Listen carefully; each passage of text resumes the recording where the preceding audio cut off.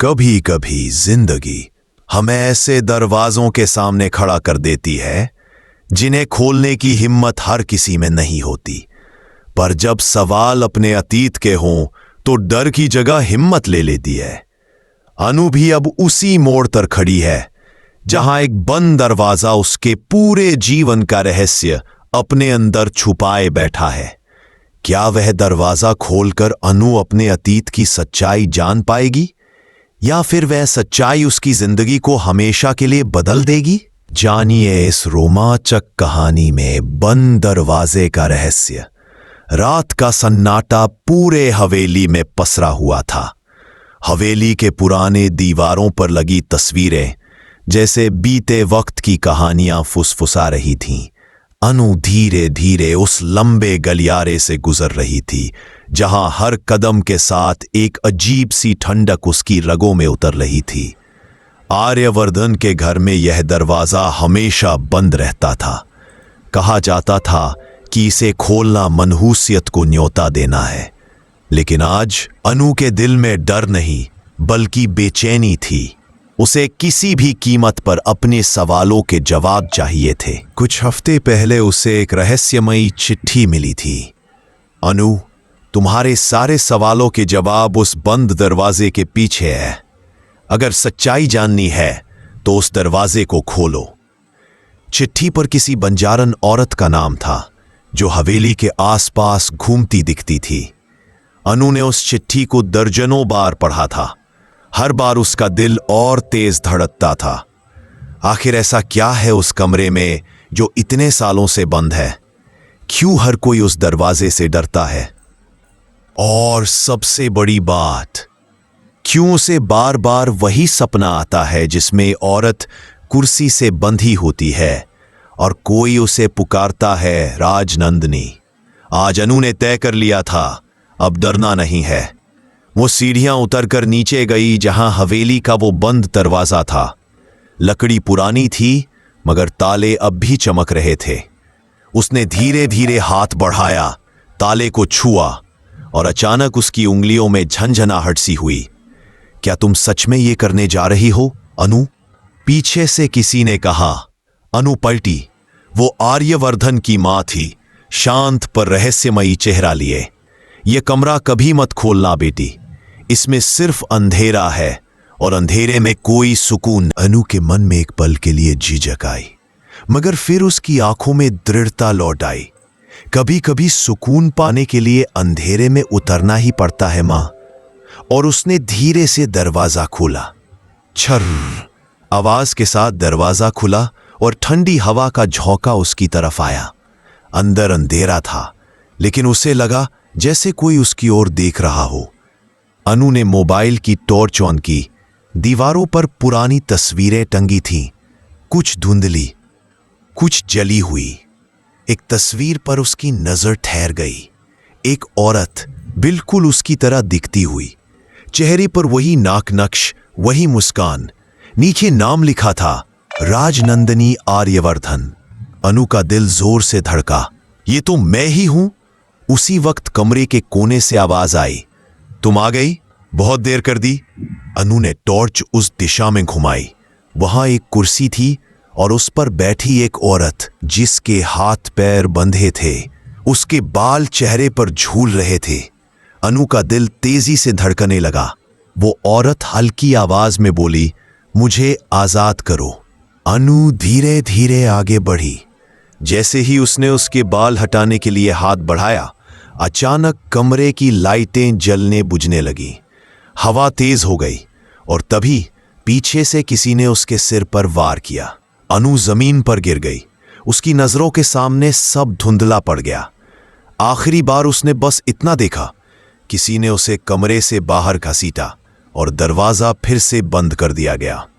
सुबह हुई तो अनु अपने कमरे में थी। सिर पर पट्टी बंधी थी और आर्यवर्धन उसके पास बैठा था। क्या हुआ था अनु? तुम उस कमरे के पास क्या कर रही थी? अनु ने आंखें खोली मगर कुछ नहीं बोली। उसके दिमाग में अब भी वही दृश्य घूम रहा था। वो औरत, वो कुर्सी, वो चेहरा और वो शब्द, मुझे आजाद करो। आर्यवर्धन की मां कमरे के दरवाजे पर खड़ी थी। उसकी आंखों में डर नहीं बल्कि एक ठंडी मुस्कान थी।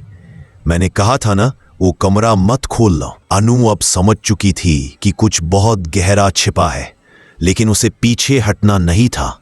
अब उसने तय किया, चाहे कुछ भी हो, वह उस कमरे की सच्चाई सबके सामने लाकर रहेगी। अगर आपको लगता है कि अनु को ये रहस्य जानना चाहिए तो नीचे कमेंट में लिखिए।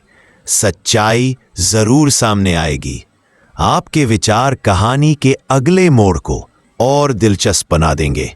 रात बीत चुकी थी, लेकिन अनु की आंखों से नींद कोसों दूर थी। सिर में दर्द अब भी था, लेकिन उसके मन में जो सवाल थे वे किसी भी दर्द से गहरे थे।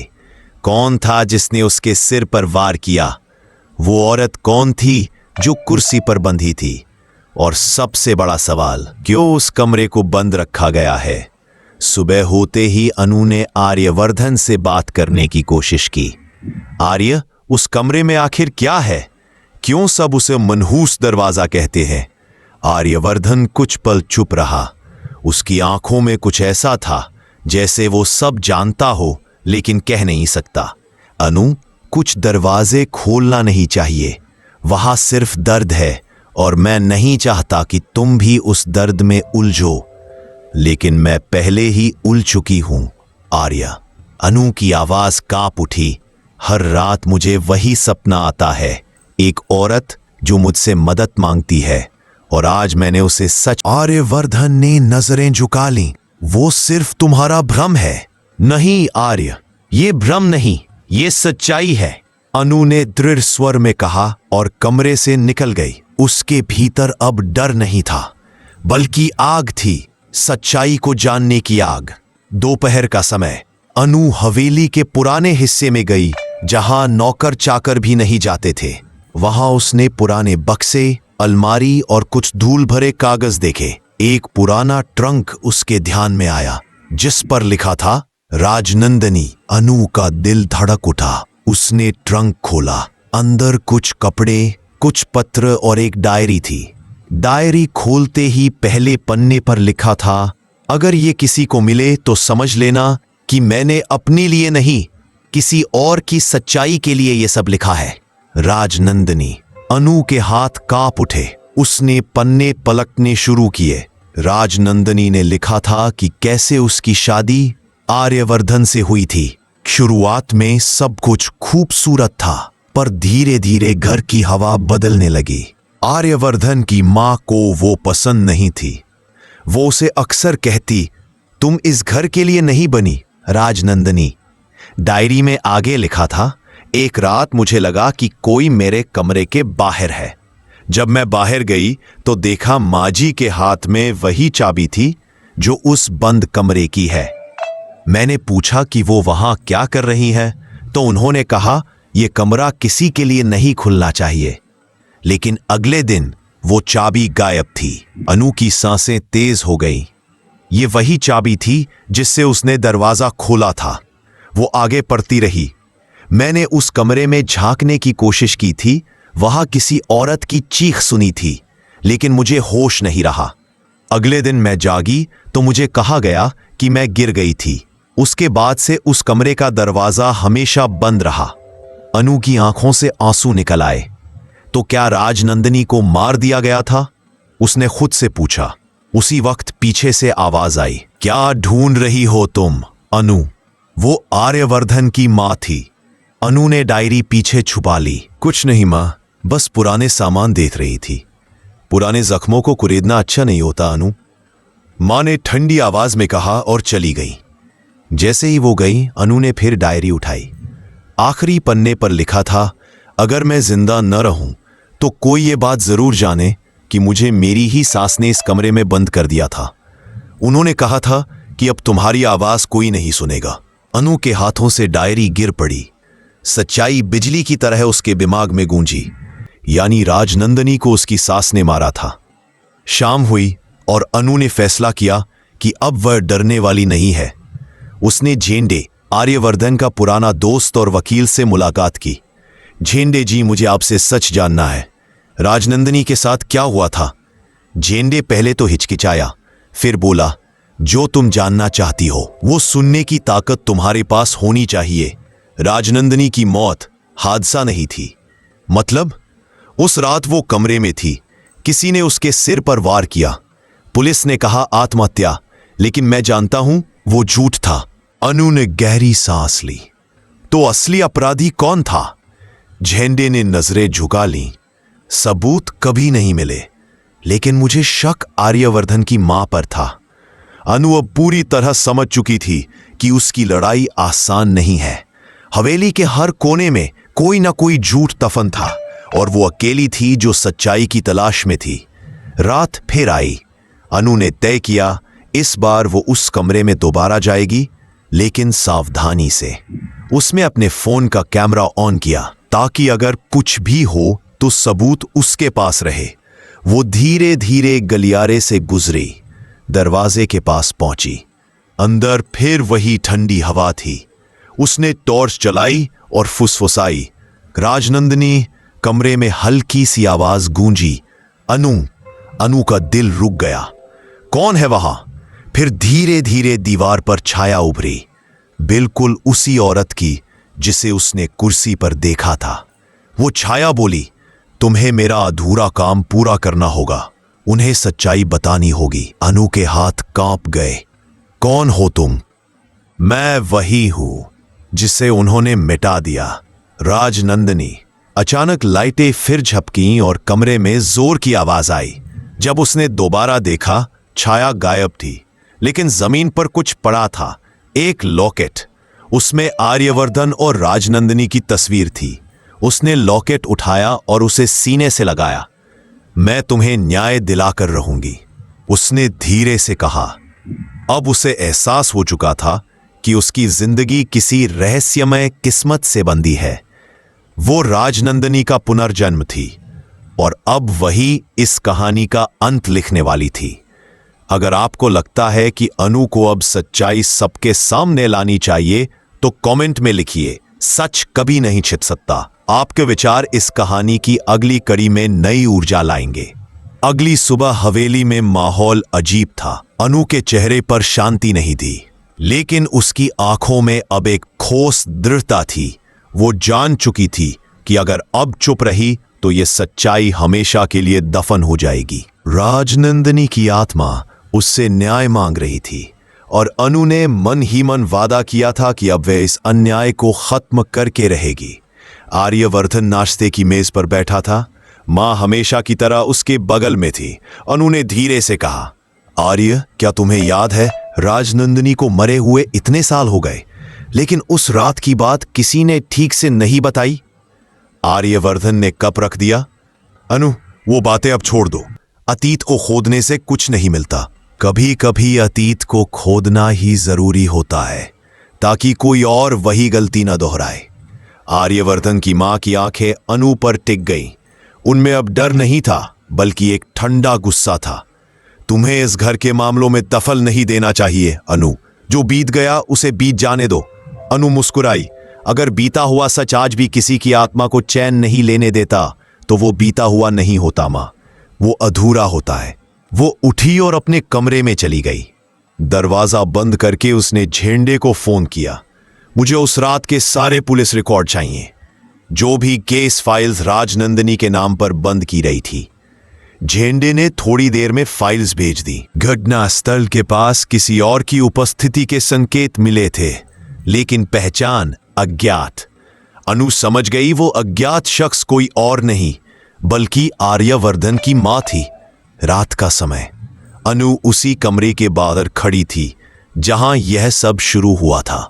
उसके हाथ में लॉकेट था और जेब में कैमरा ऑन था। वो बोली, आज ये कहानी पूरी होगी। उसने धीरे से दरवाजा खोला। अंदर वही अंधेरा, वही ठंडी हवा और वही रहस्यमय माहौल। कमरे के बीचों बीच कुर्सी अब खाली थी, लेकिन जमीन पर अब भी पुराने खून के धब्बे थे।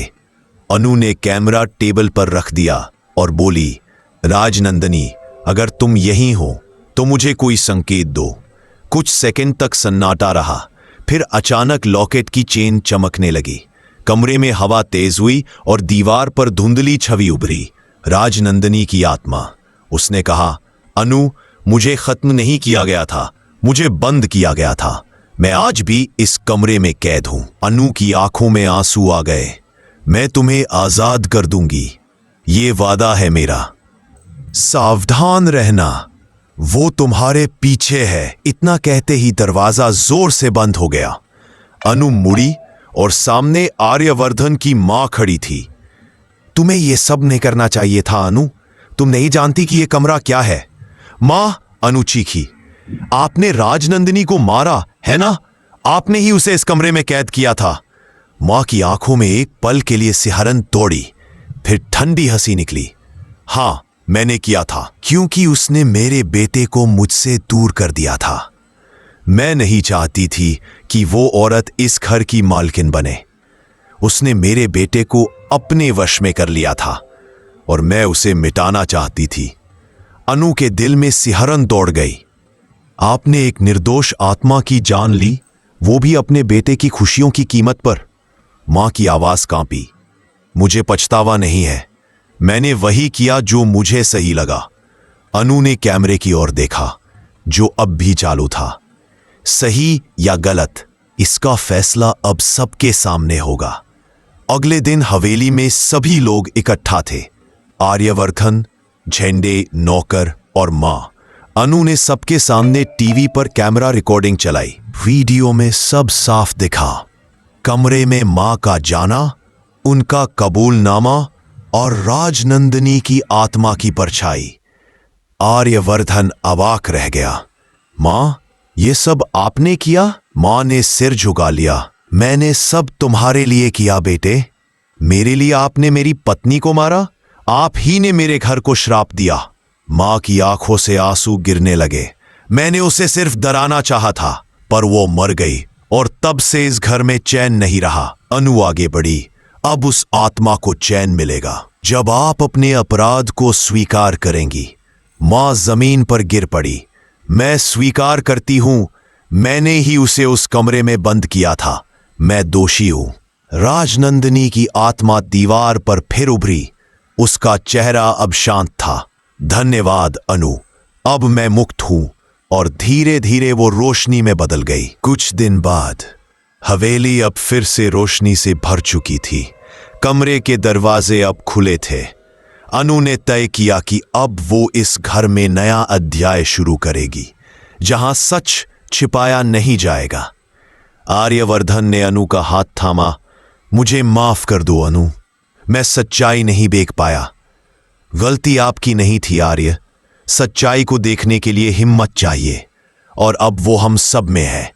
दोनों ने उस बंद कमरे की ओर देखा। वो अब खाली था, लेकिन उसकी दीवारें अब डर नहीं, बल्कि मुक्ति की कहानी कह रही थीं। अनु ने मुस्कुराकर कहा, अब कोई दरवाजा बंद नहीं रहेगा, क्योंकि जब सच्चाई सामने होती है तो हर ताला अपने आप टूट जाता है। अगर आपको अनु की ये कहानी पसंद आई तो कमेंट में लिखिए, सच की जीत हमेशा होती है। आपके एक शब्द से सच्चाई की ये आग और तेज जल उठेगी।